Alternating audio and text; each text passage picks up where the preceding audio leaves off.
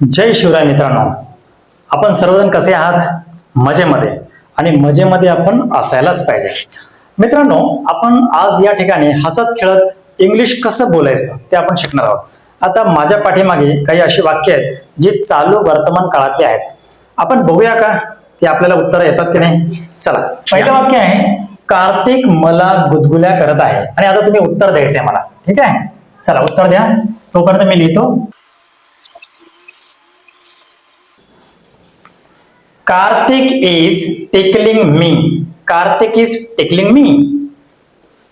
आता आपण दुसरा प्रश्न बघूया. ओमकार जांभई देत आहे. उत्तर सांगा मला.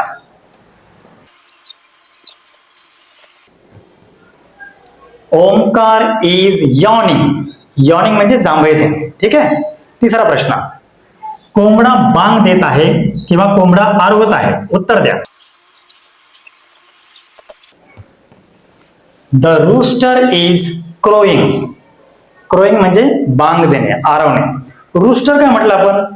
कॉक का म्हटलं नाही? कॉक हे आता वापरलं जात नाही, ते जुनं झालं. द रूस्टर म्हणजे मेल व्हर्जन मधला कोंबडा. कोंबडा, हेन म्हणजे कोंबडे, रूस्टर म्हणजे कोंबडा जो बांग देतो तो. ठीक आहे.